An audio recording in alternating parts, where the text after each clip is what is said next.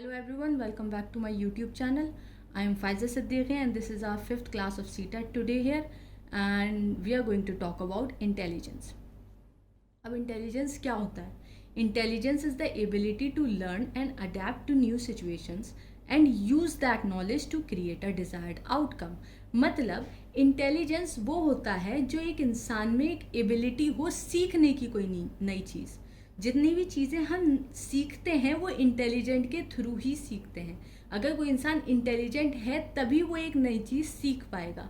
Adapt to new situation मतलब एक अगर आपको नई सिचुएशन दी जाए तो आप उसमें कैसे सरवाइव करेंगे. जैसे फॉर एग्जांपल अब गर्मी में एसी लगाते हैं हम लोग और ठंड में हीटर लगाते हैं, तो अब हम ये अपने सर्वाइवल के लिए ही इंसानों ने ये अडेप्ट किया है कि गर्मी से बचने के लिए एसी में बैठते हैं और ठंड से बचने के लिए हम स्वेटर्स पहनते हैं, शॉल्स पहनते हैं, हीटर लगा लेते हैं. तो ये न्यू सिचुएशन जो हमने अडेप्ट किया है, सर्वाइव किया है, तो वो जिसने भी ये इंसान ने इस्टेब्लिश किया होगा वो इंटेलिजेंट ही होगा. ठीक है. And use that knowledge to create a desired outcome. मतलब ये एक डिजायर्ड आउटकम है कि हम भाई एसी में बैठ गए अब हमें गर्मी नहीं लग रही, ठीक है, या हम हीटर में बैठ गए तो अब हमें ठंड नहीं लग रही. तो ये डिजायर्ड आउटकम ही है. Alright. Now it can be influenced by a number of factors. मतलब ये जो हमारी इंटेलिजेंस है ये बहुत सारे फैक्टर्स से इन्फ्लुएंस होती है. Genetics, environment, education, nutrition and mental challenges. Genetics से कैसे कि फॉर एग्जांपल अगर एक बच्चे के माँ बाप साइंटिस्ट हैं तो वो इंटेलिजेंट होगा, उसका हाईक्यू बहुत चांसेस है कि उसका हाईक्यू बहुत अच्छा होगा और वो भी बड़े होकर साइंटिस्ट बन सकता है. उसमें भी वो लॉजिकल रीजनिंग और एब्स्ट्रैक्ट थिंकिंग होगी क्योंकि उसके जीन्स में ये साइंटिफिक लॉजिकल रीजनिंग आई है उसके माँ बाप के थ्रू. ठीक है. तो जेनेटिक्स का बहुत फर्क पड़ता है. जिसके माँ बाप गिफ्टेड होते हैं उनके चिल्ड्रन भी बहुत हद तक गिफ्टेड, मतलब उनकी बहुत पॉसिबिलिटी होती है गिफ्टेड होने की. ठीक है. इन्वायरमेंट का बहुत असर पड़ता है. फॉर एग्जांपल अगर आप अच्छी सोसाइटी में रह रहे हैं तो आप बहुत बदल जाएंगे उससे. या जैसे फॉर एग्जांपल आपके पेरेंट्स डॉक्टर हैं तो वो जो लर्नर होगा और एक लर्नर है जिसका फैमिली बैकग्राउंड इतना खास नहीं है, तो उन दोनों में बहुत फ़र्क हो जाएगा. वो अलग बात है कि अब वो बच्चा बहुत ज़्यादा मेहनत करे और उससे अच्छा बन जाए, डॉक्टर वाली फैमिली से के लर्नर से ज़्यादा अच्छा बन जाए, वो अलग बात है. लेकिन बेसिकली जो होगा ना, जो माइंडसेट होगा बच्चों का, वो डॉक्टर वाली फैमिली से जो इमर्ज होकर आया होगा उसमें ज़्यादा बेहतर होगा. ठीक है. एजुकेशन के थ्रू इंटेलिजेंस होता है बच्चा. जाहिर सी बात है अगर हम कहते हैं ना कि बेसिक एजुकेशन बहुत अच्छा मिलना चाहिए, कॉन्वेंट स्कूल में डालो, इंग्लिश मीडियम में डालो, तो जैसे इंग्लिश मीडियम में डालोगे तो बच्चे की इंग्लिश अच्छी हो जाएगी, हिंदी मीडियम में डालोगे उस बच्चे की हिंदी अच्छी हो जाएगी. तो मतलब ये स्किल पे डिफर करेगा कि जिस तरीके का आप एजुकेशन दोगे बच्चे को उस तरीके की स्किल उस पर डेवलप होगी. ठीक है. न्यूट्रिशन, आपने कई बार सुना होगा अपनी मम्मी से कि दूध पियो दिमाग तेज होता है, बादाम खाओ सुबह में दिमाग तेज होता है. तो ये बात सच है. ये बात एक हद तक सच है कि अगर आप ठीक बैलेंस डाइट लेंगे, अच्छा प्रोटीन न्यूट्रिएंट्स अपनी बॉडी को प्रोवाइड करेंगे तो आपका दिमाग अच्छा चलेगा. ठीक. Mental challenges. अब मेंटल चैलेंजेस क्या होता है? ये जो अब हम कॉग्निटिव गेम्स जो खेलते हैं जैसे रूबिक्स क्यूब है, तो जो बच्चे उसको सॉल्व कर लेते हैं वो थोड़े से तेज होते हैं दिमागों में. ठीक है. या फिर जो बच्चे चेस खेलते हैं तो वो अपने आप को मेंटली चैलेंज कर रहे हैं, अपने कॉग्निटिव जो उनका कॉग्निशन है उसको वो चैलेंज कर रहे हैं, उसको बेहतर बना रहे हैं. जो बच्चे चेस खेलते हैं और जो नहीं खेलते उनके आईक्यू में या उनके कॉग्निशन में फ़र्क होगा.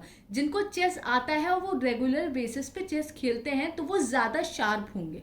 ठीक है. तो ये फैक्टर्स हैं जिससे इंटेलिजेंस इन्फ्लुएंस होती है. Alright. Now concept of IQ. IQ क्या? Intelligence question. ये जो इंटेलिजेंस क्वेश्चन है इसका कॉन्सेप्ट जो है अल्फ्रेड बिने ने दिया था. लेकिन ये जो टर्म है इंटेलिजेंस क्वेश्चन, ये सबसे पहले किसने बोला? ये विलियम स्टर्न ने 1912 में बताया था. ठीक है.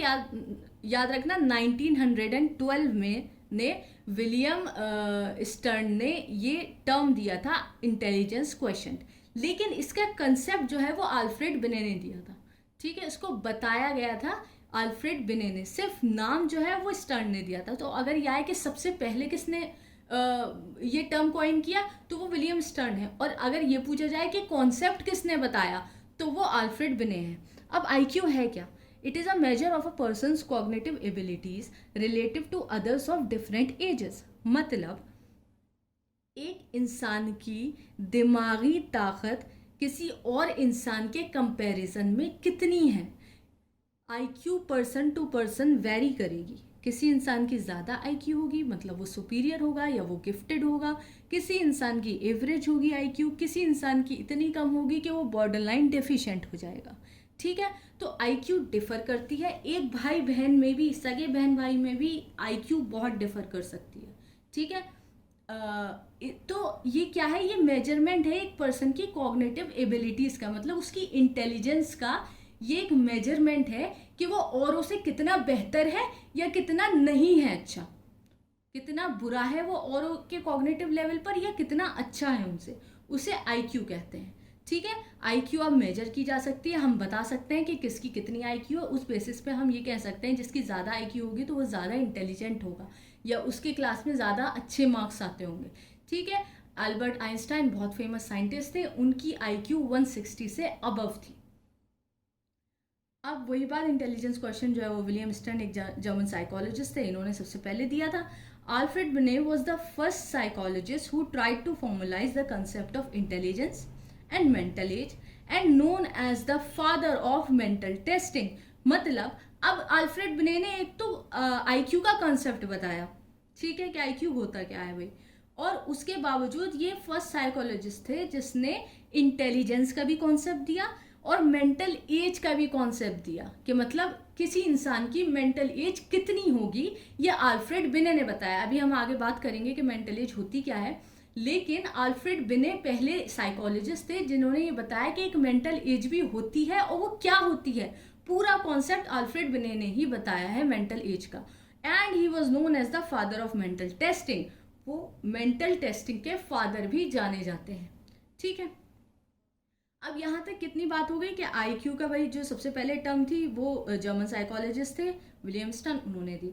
जो समझाया आईक्यू के बारे में वो आल्फ्रेड बिने ने समझाया। अब आता है मेंटल मेजरमेंट। अब तक बस आईक्यू की बात चल रही है, ठीक है, कि आईक्यू होता क्या है और आईक्यू का टर्म किसने सबसे पहले कॉइन किया।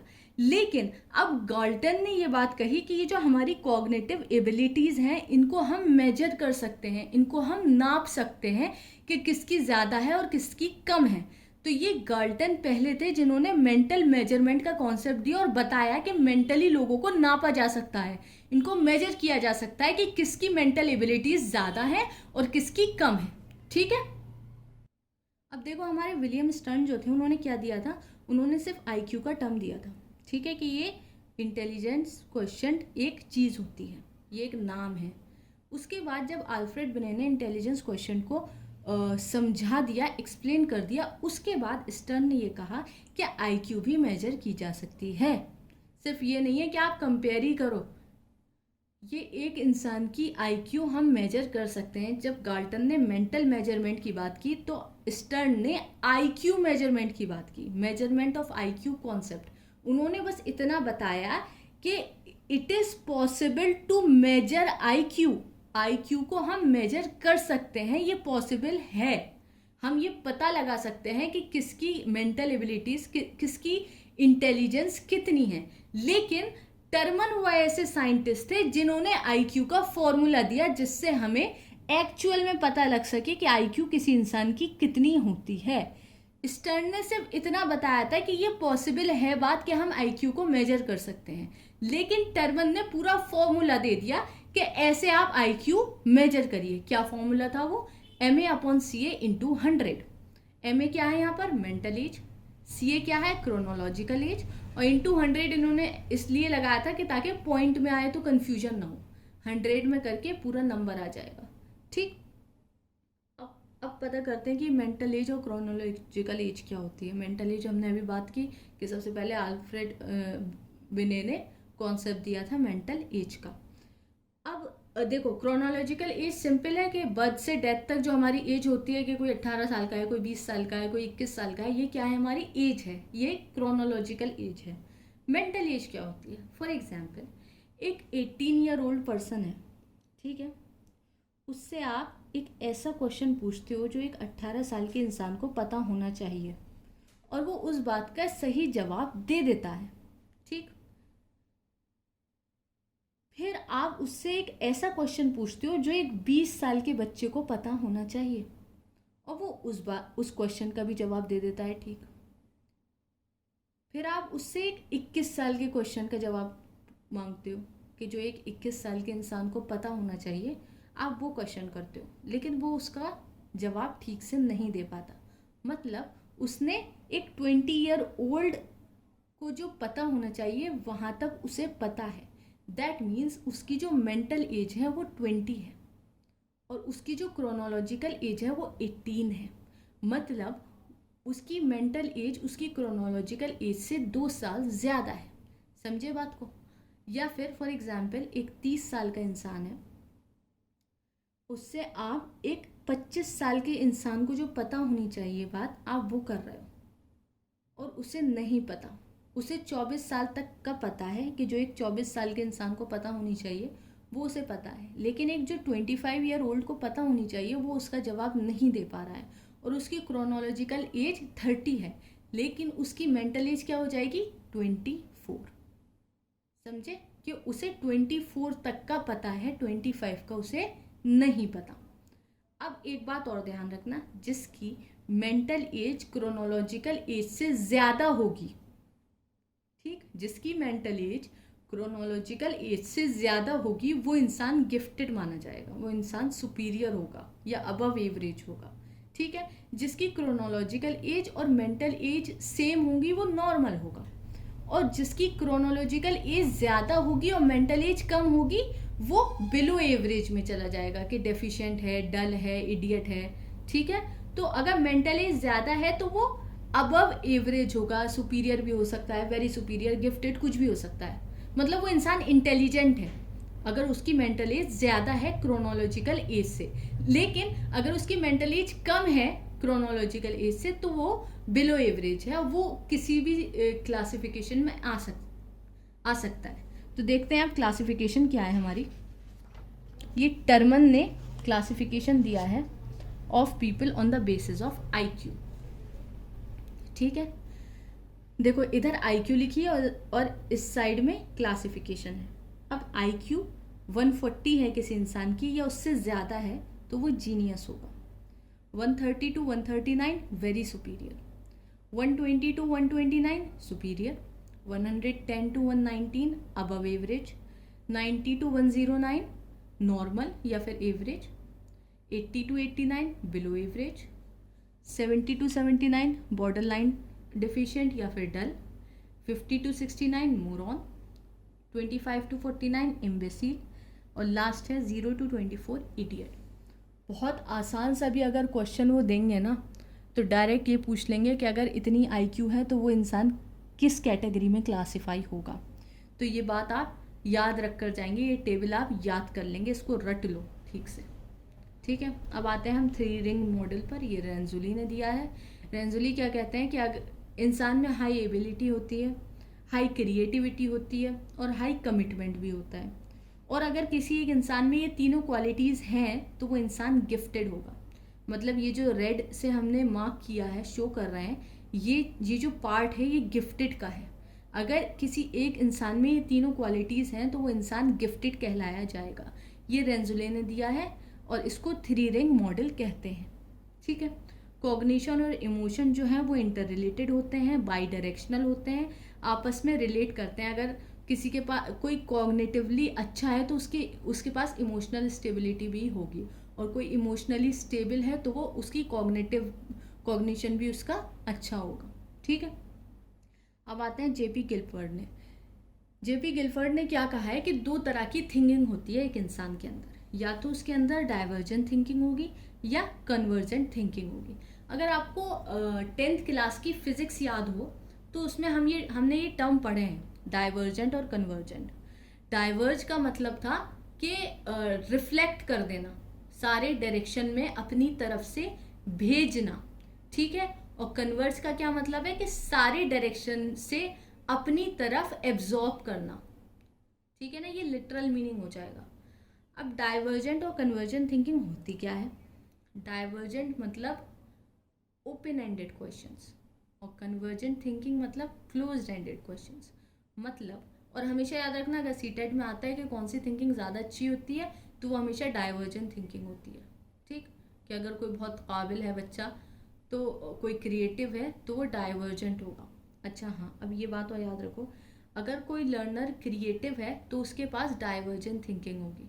और अगर कोई बच्चा एक तरह से इंटेलेक्चुअली ब्राइट है या फिर इंटेलिजेंट है, तो उसके पास कन्वर्जेंट थिंकिंग होगी।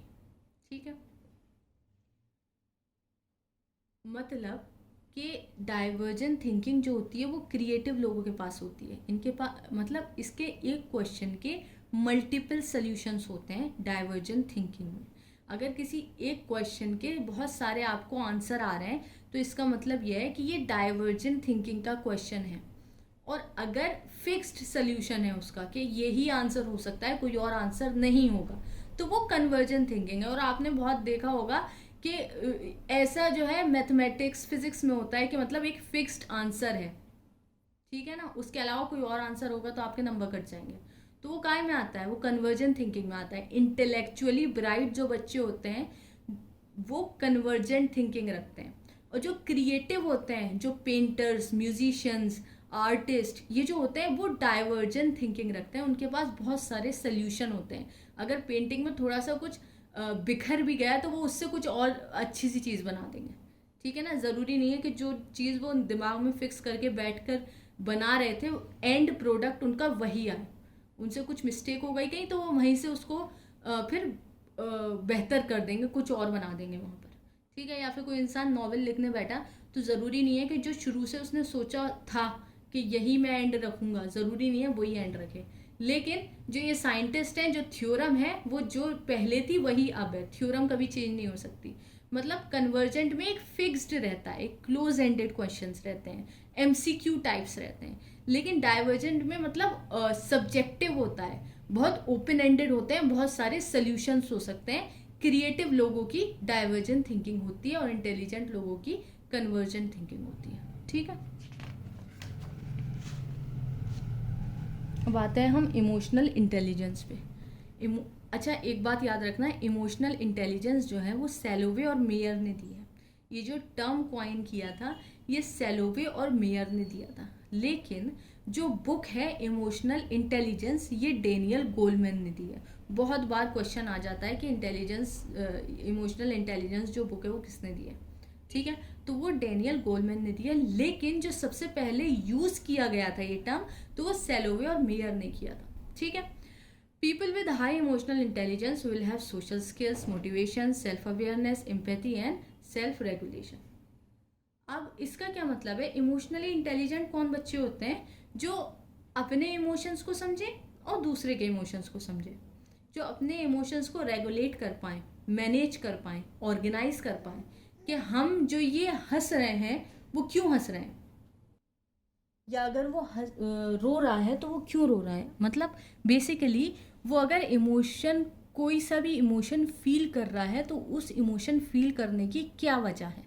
ठीक है, सेल्फ अवेयर होता है वो इंसान, जो भी इमोशनली इंटेलिजेंट इंसान होता है वो सेल्फ अवेयर होता है कि अगर मुझे ये वाला इमोशन इस वक्त फील हो रहा है तो उसकी क्या वजह है। ठीक है, ये नहीं कि कोई इंसान रो रहा है और इससे ये नहीं पता कि मैं क्यों रो रहा हूँ। अच्छा, और एक और खासियत होती है, एक और क्वालिटी होती है इमोशनली इंटेलिजेंट इंसान में, कि वो दूसरों के इमोशंस भी फील कर पाता है। उसे ये इस बात का अंदाजा होता है कि अगर सामने वाला किसी बात से खुश है तो वो क्यों खुश है। मतलब it is the ability to understand, use and manage your own emotions as well as understand and influence the emotions of others. दूसरे लोगों के भी इमोशन आप इन्फ्लुएंस कर पाएंगे, आप उन्हें समझा पाएंगे। अगर कोई रो रहा है तो उसे समझाओ कि नहीं, इस तरीके से, अगर मतलब रोना कोई सोल्यूशन नहीं हो जाएगा। आप इस बात पे, अगर आपका सीटेट फर्स्ट अटेम्प्ट में क्लियर नहीं हुआ है तो रोने से कुछ नहीं होगा, आप पढ़ने बैठो। ठीक है, तो ये एक इमोशनली इंटेलिजेंट ही कर पाएगा। जो भी इंसान होगा जिसमें इमोशनल इंटेलिजेंस होगी वही उस रोते हुए इंसान को चुप कर पाएगा और उसे ठीक बात बता पाएगा कि रोना सोल्यूशन नहीं होगा, या रोने से आपका सीटेट क्लियर नहीं हो जाएगा, आप ऐसा करो। ठीक है, उससे आपको आपका डिजायर्ड आउटकम मिलेगा, उससे आपको खुशी मिलेगी। ऐसा काम करो जिससे आपको खुशी मिले। तो ऐसा इंसान जो अपने इमोशंस को काबू कर पाए और ऐसा इंसान जो दूसरे के इमोशंस को समझ पाए और उन्हें ठीक डायरेक्शन दे पाए, ऐसे इंसान को इमोशनली इंटेलिजेंट कहेंगे। अब देखो, एक तो सोशल स्किल्स होंगी उसमें, जाहिर सी बात है, सोसाइटी में बैठ पाएगा, सबकी बातों को समझ पाएगा, कौन कैसा फील कर रहा है, ठीक है, उन्हें और अपने इमोशंस को भी ऑर्गेनाइज कर पाएगा। मोटिवेटेड होगा वो इंसान और दूसरों को भी मोटिवेट कर पाएगा। सेल्फ अवेयर होगा, इम्पैथी होगी और सेल्फ रेगुलेशन होगा। अब ये बताओ इम्पैथी क्या होती है? देखो, दो टर्म होते हैं, इम्पैथी और सिंपैथी। सिंपैथी किसी पे तरस खाना, ठीक। इम्पैथी क्या होती है कि दूसरे के पर्सपेक्टिव से वो इमोशंस फील करना। कोई अगर रो रहा है तो उसके पर्सपेक्टिव से ये देखना कि ये क्यों रो रहा है, क्या वजह है, ठीक है, तो उसे कहते हैं इम्पैथी। किस इंसान में इम्पैथी होगी? जो इमोशनली इंटेलिजेंट होगा। तो ये होता है इमोशनल इंटेलिजेंस। अब आते हैं क्रिएटिविटी पर। क्रिएटिविटी और इंटेलिजेंस में क्या रिलेशन है कि people with high IQ need not be creative. ये टर्मन ने बात कही है। मतलब इसका क्या मतलब है कि अगर किसी इंसान के पास ज़्यादा आईक्यू है, उसका ये मतलब नहीं है कि वो क्रिएटिव भी होगा। फॉर एग्जाम्पल, आपकी क्लास में कोई लड़का है और वो टॉप करता है, उसके मैथ में, साइंस में बहुत अच्छे नंबर आते हैं, लेकिन उसका ये मतलब नहीं है कि उसकी आर्ट भी अच्छी होगी या फिर वो गाता भी अच्छा होगा। तो अगर कोई इंसान इंटेलिजेंट है, इसका मतलब ये नहीं है कि वो क्रिएटिव भी होगा। क्रिएटिविटी कौन सी होती है कि किसी की ड्राइंग अच्छी है या पेंटिंग अच्छी है या वो गाता अच्छा है या नाचता अच्छा है, ये होती है क्रिएटिविटी, ठीक है। इंटेलिजेंस क्या होती है कि उसकी एब्स्ट्रैक्ट थिंकिंग अच्छी है, उसकी रीजनिंग अच्छी है, उसकी मैथमेटिक्स अच्छी है, उसकी लॉजिकल थिंकिंग अच्छी है, ठीक है। तो लेकिन हाँ, जो लोग क्रिएटिव होंगे वो, उनके पास इंटेलिजेंस होगी, वो इंटेलिजेंट होंगे। लेकिन अगर कोई इंटेलिजेंट इंसान है तो इसका मतलब ये नहीं कि वो क्रिएटिव भी होगा। क्रिएटिव हो सकता है, बहुत सारी ऐसी लड़की होती हैं जो टॉप करती हैं और उनकी आर्ट्स भी अच्छी होती है, या वो स्पीच बहुत अच्छे से दे लेती हैं, या वो डांस बहुत अच्छे से कर लेती हैं। वो मतलब हाई आईक्यू अगर है तो क्रिएटिव भी हो सकता है, लेकिन ये ज़रूरी नहीं है कि होगा ही, ठीक है। क्रिएटिविटी के अब ये आप टर्म याद कर लीजिए, फ्लुएंसी, फ्लेक्सिबिलिटी, ओरिजिनल और एलेबोरेशन। मतलब अगर कोई इंसान क्रिएटिव है तो उसमें ये चार चीज़ें होंगी। वो फ्लुएंट होगा, उसमें फ्लेक्सिबिलिटी होगी, उसका काम ओरिजिनल होगा, वो एलोबरेट करके बताया करेगा, ठीक है ना। FFOE, ये चार टर्म आप याद रखेंगे कि ये क्रिएटिविटी से रिलेटेड है। अब ये गिफ्टेड चिल्ड्रन क्या होते हैं? ये तीन तरीके के होते हैं कि या तो जो इंटेलेक्चुअली ब्राइट हो, या टैलेंटेड हो, या क्रिएटिव हो। मतलब अगर ये मतलब गिफ्टेड चिल्ड्रन तीन तरीके के होते हैं। अगर आप इनमें से भी कोई एक हो तो आप गिफ्टेड हो, ठीक है। या तो आप इंटेलेक्चुअली ब्राइट हो, जैसे ये जो साइंटिस्ट होते हैं, मैथमेटिशियंस, फिजिसिस्ट, ये जो होते हैं ये इंटेलेक्चुअली ब्राइट होते हैं, ठीक है। या फिर टैलेंटेड हो, मतलब ये जितने स्पोर्ट्समैन होते हैं, जैसे क्रिस्टियानो रोनाल्डो है, सचिन तेंदुलकर है, ठीक है, तो रॉजर फेडरर है, ये टैलेंटेड है।